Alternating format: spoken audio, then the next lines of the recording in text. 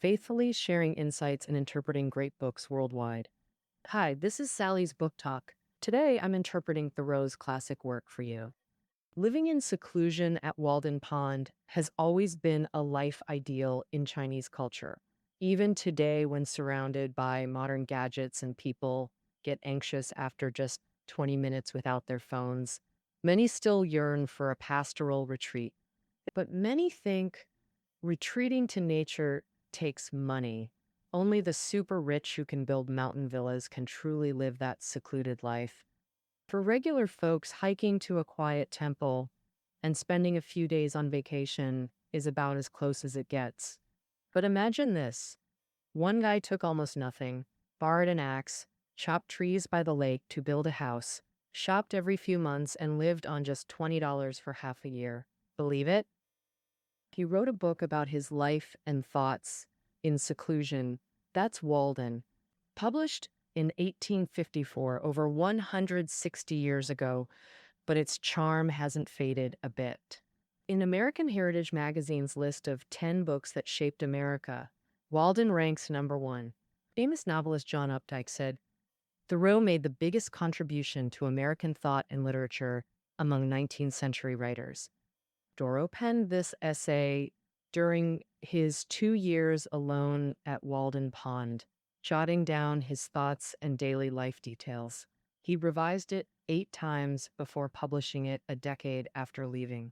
It's hugely popular in China, too. In 1986, poet Hayes told his friends, Walden is the best book I've read this year. So, some say it's pure, sweet, and elegant, just like the lake itself. Others find it too hard to read, practically a sleep aid. Translator Shu Qi said, it's a book to savor when your mind is quiet, like in the afternoon or at dusk. Once he ditched the daily hustle and truly immersed himself, he found every sentence astonishing, every word shining and deeply moving. All right, let's calm down and step into the Pure Land in Thoreau's eyes. Thoreau was able to live by Walden Pond thanks to his spiritual mentor, Emerson. Emerson was a great writer and thinker at the time, still renowned in American intellectual and literary history. The already famous Emerson highly appreciated the unknown Thoreau. In his diary, he said, I really like this young friend. His simplicity and sincerity filled another lonely afternoon with sunshine. However, Emerson's appreciation wasn't enough to free Thoreau from his innate loneliness. He didn't like noisy crowds. He just wanted to be alone, quietly. In his own words, overall, I feel out of place in this world. But the industrial age had arrived in 19th century America, with subways being built and buildings rising everywhere. Where could one find a quiet place? Thoreau was troubled, saying, how could I be lonely in the mirrored halls of a Roman emperor? I'd rather find an attic. A few years later, by chance, Emerson bought a piece of land in the Walden area, which was relatively secluded. So Thoreau got Emerson's permission to live by the lake, but it wasn't just a simple move. The land by the lake was uninhabited. So if Thoreau wanted to live there, he had to build his own house. Thoreau didn't hesitate. He actually started preparing to build the house in spring. Thoreau's family wasn't wealthy. They barely managed to put him through college. After college, Thoreau taught for 2 years before joining Emerson, so he had little money. As for the wood needed for the house, he could chop it in the woods, but other tools had to be borrowed. Even the axe for cutting wood was borrowed.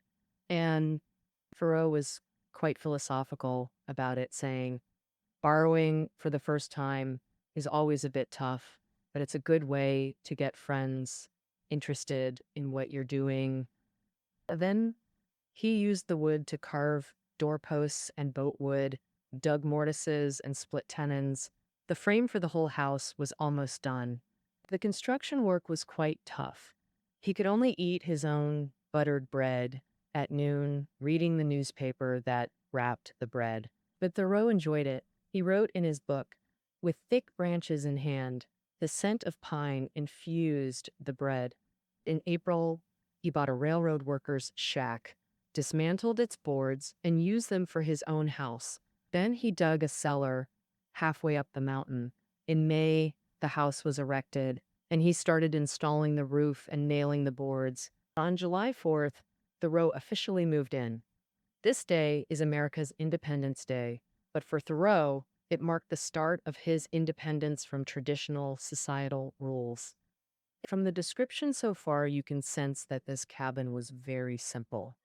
In fact, the cabin had only one room where cooking, sleeping, writing, and entertaining guests all took place.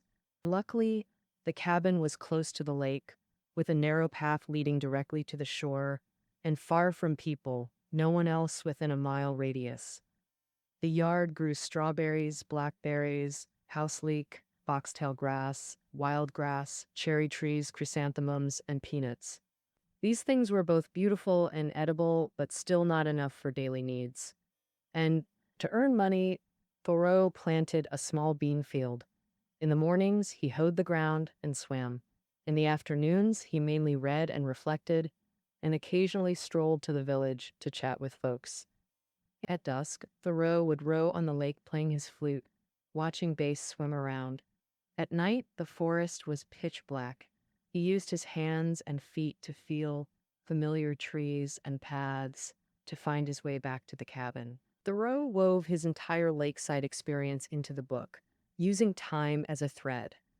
We'll see the changes in natural seasons, from summer to autumn, then winter to spring. As mentioned earlier, when Thoreau first moved into the lakeside cabin, it was midsummer, the season for bean growth. Thoreau cared for the beans meticulously, selecting fresh, round seeds free of impurities, planting them at even spacing. After they sprouted, he had to replant where no seedlings emerged, and constantly guard against insects and groundhogs. That Thoreau enjoyed it, believing farming was a sacred art. In autumn, loons arrived to molt and bathe in the lake. With them came hunters, carrying guns, bullets, and binoculars. But the hunters couldn't catch them. The birds cleverly dived underwater, and the waves angrily surged to the shore, teaming up to leave the hunters empty-handed. Thoreau marveled, "What a beautiful chess game this is." On the mirror-like water surface, man and bird were playing a game. In October, Thoreau gathered grapes by the riverbank, returning fully loaded. He'd also pick wild apples to cook and eat. When chestnuts ripened, he'd climb trees to pick them, storing some away for winter. Thoreau also discovered wild beans. Boiled, they tasted surprisingly good, a bit sweet like frost-kissed potatoes. As the weather cooled, Thoreau began considering ways to stay warm. First, he chose sunbathing for warmth, calling it more pleasant and hygienic than lighting a stove.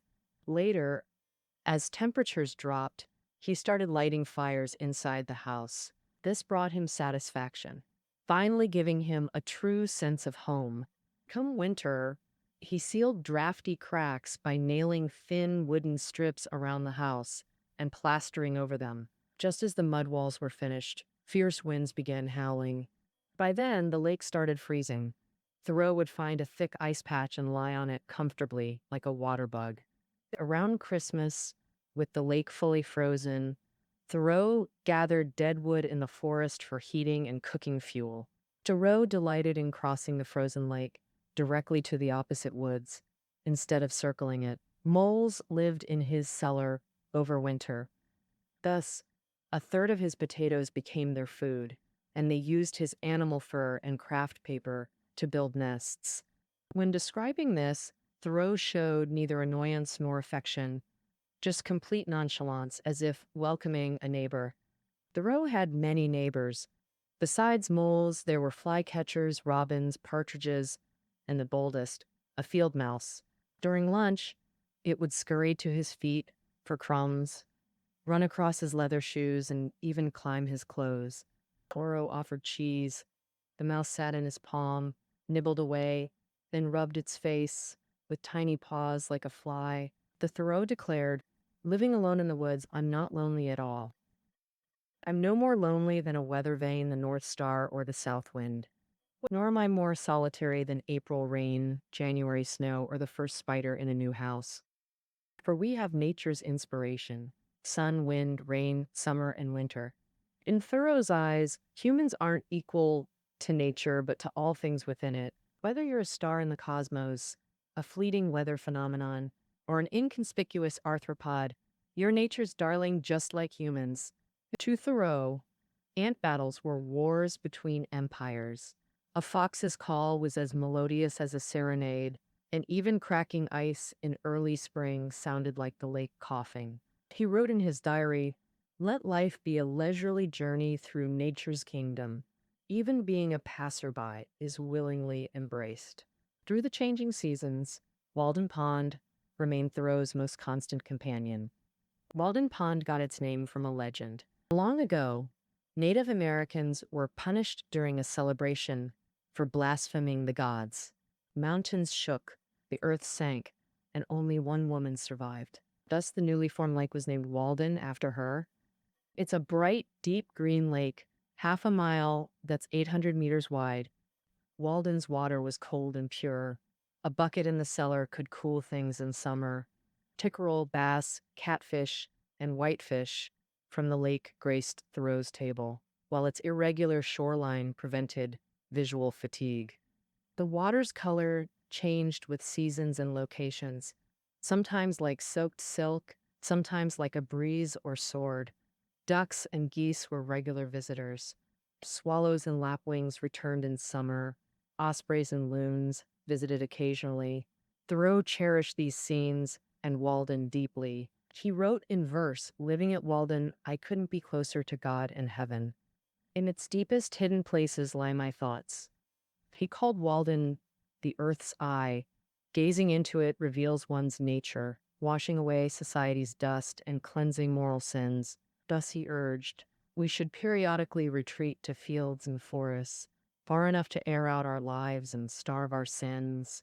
These detailed, fascinating, and affectionate nature descriptions form Walden's skin. For a long time, Walden was seen merely as a classic exploring nature's harmonious beauty. But unknown to many, beneath this beautiful, gentle skin lies a proud skeleton, Thoreau's social reflections and critiques. Walden is famous for its nature descriptions, yet the book opens with Thoreau's lengthy discourses. He said, "I'm certain some readers are poor, finding life hard, some even gasping for breath, while others barely steal time from creditors to read these pages. This is almost harsh. Yet readers here can't help but chuckle knowingly.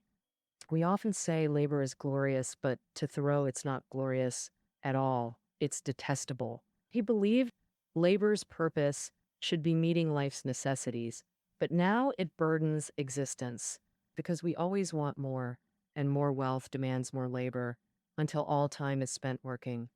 No one cares if their soul is whole or character sound. In America, following Puritan work ethics, this view was heresy. To Puritans, diligent labor was virtue, a way to serve God.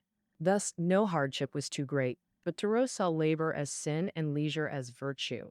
Hence his diary entry, "Idleness is a tremendous art." In Walden, Thoreau observes cart drivers racing day and night to market. What sacred thoughts stir within them? Their highest duty is feeding donkeys and grass. Compared to transport profits, their fates mean nothing. To Thoreau, such people are slaves or prisoners. If forced by circumstance to toil, that's one thing. But imprisoning your own soul to satisfy Play's vision to Dobo, that's true tragedy. Thus, he declared, "Southern slave drivers are cruel, Northern ones worse, but being your own slave driver is worst of all." Let's reflect. Are we shackled by our own desires? Have we become prisoners to lipsticks, handbags, houses, cars? Like those cart drivers, do we rush day and night without pausing to examine our souls? But desires are insatiable. If we chase them forever, when does it end? Thoreau gave more examples. Trying to save money to avoid illness only makes you sick.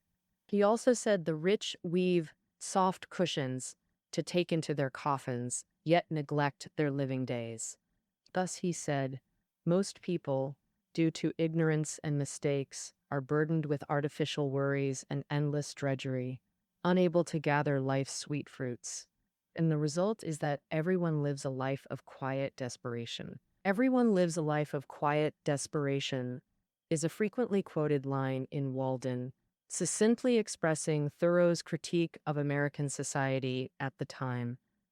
Thoreau's view coincides with the theory of reification, proposed by the later philosopher and literary critic Lukács.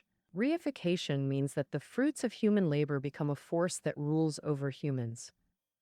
In modern society, a typical example is housing.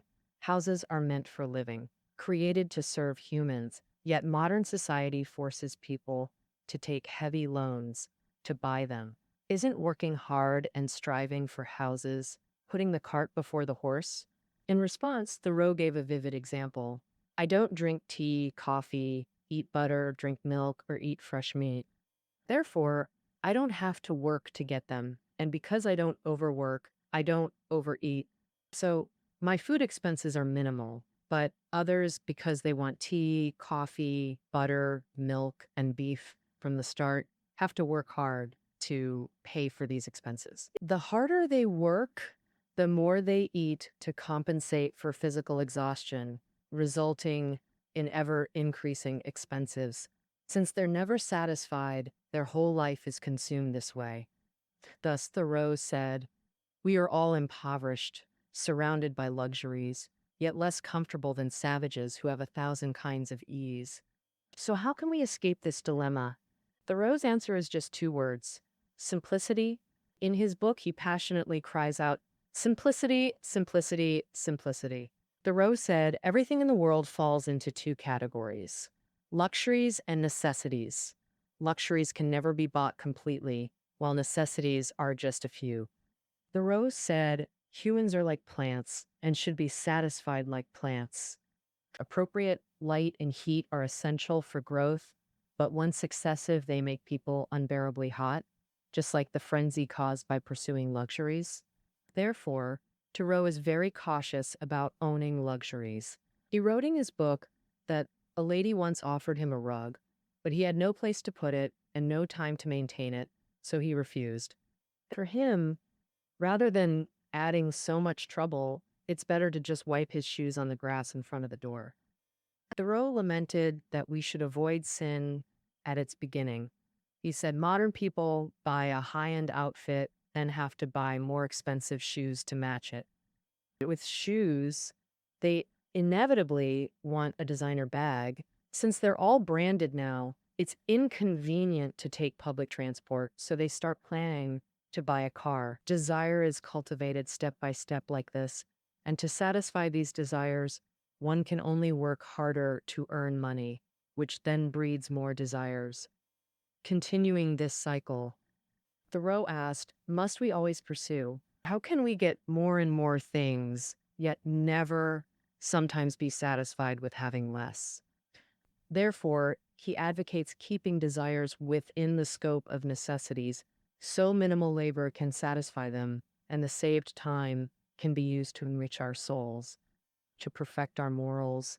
Precisely because of this, Thoreau meticulously recorded all the costs of building his cabin and daily life, down to the last penny of the price. We often see his bills in the book. He did this to show readers that meeting life's necessities doesn't require much money.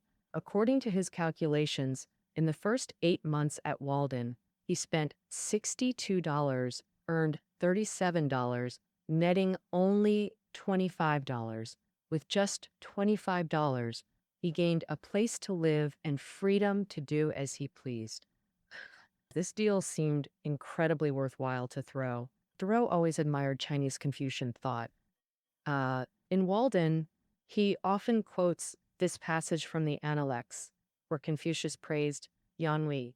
With a single bamboo dish of rice, a single gourd of drink, living in a poor alley, others couldn't endure the hardship, but Hui didn't alter his joy. This should also be Thoreau's ideal way of life. However, the simplicity Thoreau spoke of isn't just frugality and plainness in life. More importantly, it's about freeing oneself from material constraints. finding a lifestyle that truly suits you and sticking to it. Mm. This is the clear, earnest hope Thoreau expresses for everyone in his book. Thoreau's move to the lakeside wasn't so much pursuing a simple lifestyle as conducting an experiment. How should one spend their life? This question troubled Thoreau more than any other in his life. Um, After graduating college, Thoreau could have received his diploma, but the school required a $5 donation to prove earning ability and contribution. That $5 then equals about $123 today, or over 800 Chinese yuan. Coming from a modest background, Thoreau resented this pay to certify logic. So he simply refused it, quipping, "Better save the sheepskin," because diplomas were typically made from sheepskin back then. After graduation, Thoreau constantly pondered what work he should do. He had strong math talents and excelled at surveying distances and drafting blueprints. He once invented an excellent pencil. Friends urged him to patent and mass produce it, but he firmly refused.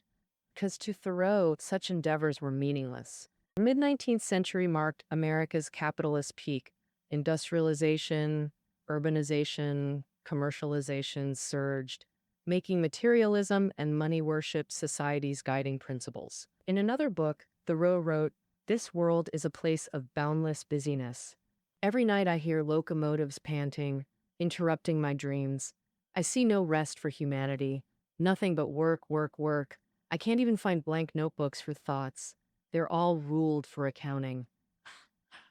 In his diary, he wrote, "No era has been as degenerate as now."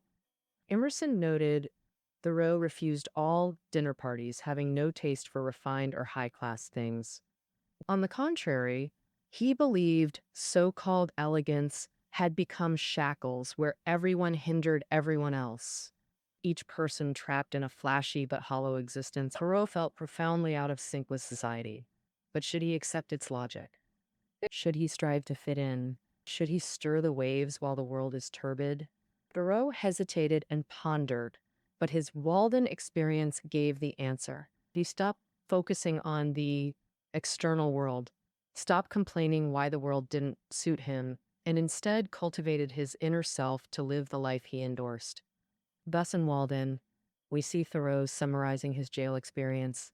"I could have raged against society, but I'd rather let society rage against me." So in the book, Thoreau's social commentaries decrease, becoming more concise, while his observations of nature grow richer and more detailed. The shift reflects in his diary too.